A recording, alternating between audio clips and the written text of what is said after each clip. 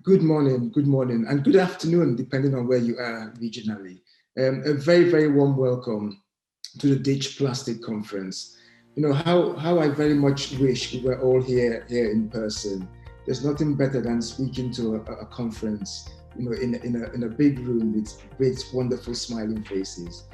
But we are where we are today. So first and foremost, a very warm welcome to the conference. Well, my university, the Montfort University, we're very proud to be leading this Global Challenges Research Fund project, which brings together more than 300 stakeholders across the spectrum of government, industry, civil society, and higher education sectors in more than 10 African countries. Ditch Plastic is just one example of the many high-impact transdisciplinary projects led by DMU researchers. And this type of exemplar project in particular is in line with our university ethos to drive innovation and cutting-edge research that challenges conventional thinking and generates new knowledge, ultimately with real and lasting impact on people's lives and well-being.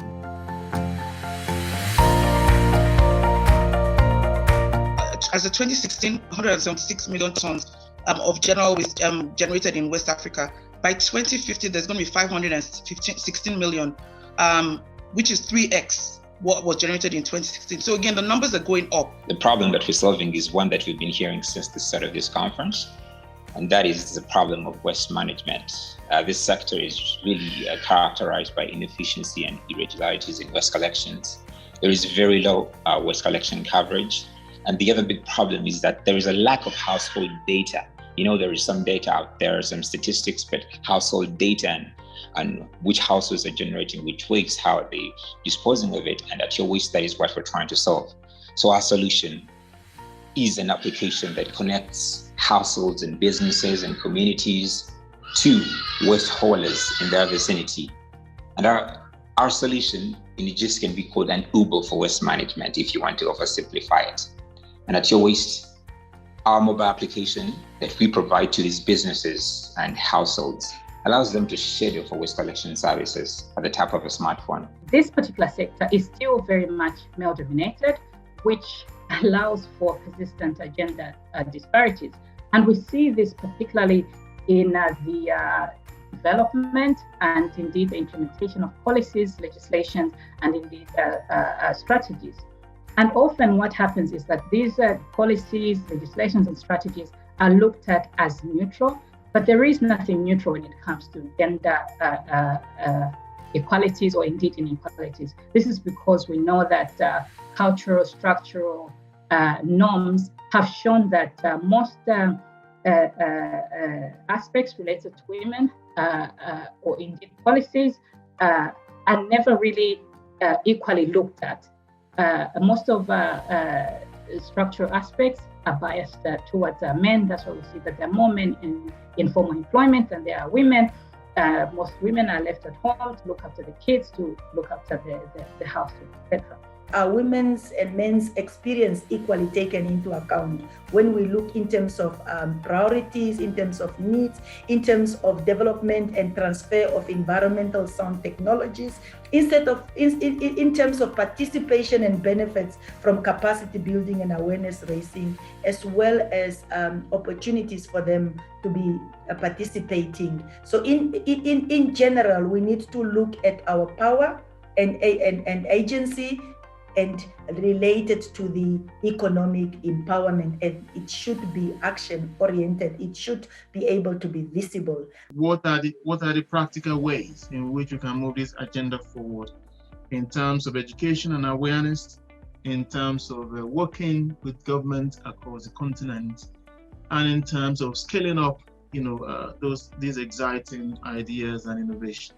This is one report that we produced to advise the GEF on how it should respond to the challenge of plastic pollution in its work program. So, and since then, the GEF has started implementing projects on circular economy. And this chart shows what we expect as a typical plastic circular economy, what it should look like. The idea is to use alternative feedstock most likely, if possible, biological biomass to produce plastic, and less from fossil fuel. And then, importantly, most of the time when we talk about circular economy, people think in terms of recycling. Yes, recycling is part of the circular economy, but it's actually not the beginning. It's not the starting point. The starting point is for us to actually look at our source, our feedstock. What is our feedstocks? Are they renewable? Are they regenerative? But beyond that also is to redesign how we produce plastic. For example, when we think about recycling, for us to be able to recycle, one of the strategies that will help us be able to recycle is when we design plastic to be easily recycled.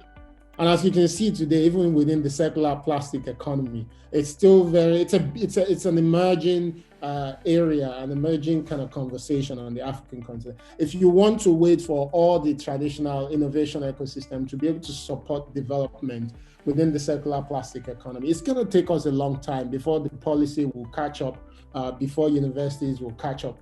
But what we're seeing today is that through the application of network, we can unlock opportunities and relationships with the likes of, De Montfort University, Aston University, Warwick, the sort of Chatham House, folks who are part of this project, for instance, and their thinking and know-how can come into how we start to think of, stimulating innovation within the circular plastic economy.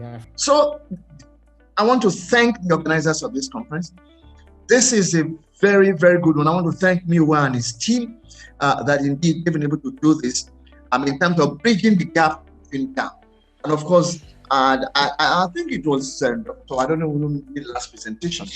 He spoke about a few things, the question of the barriers to circular economy. What are the barriers? The issue of language barrier, which is a major issue. He spoke about the enabling condition, leveling on regulation and conditions. Mention has always been made of tech and knowledge. And before I finish now, let me now say this. We need to work closely to see how we can help SMEs, the MSMEs, to be part of this initiative. And I'm sure somewhere along the line we've spoken about it. Because at the end of the day, if you look at the economy of most African countries, the SMEs is the heart of the matter. And that's why the SME should be a matter of the heart for us in terms of pushing the idea of circular economy. How can we package it? How can we help them in terms of accessing the technology which they can be able to use in terms of the product level?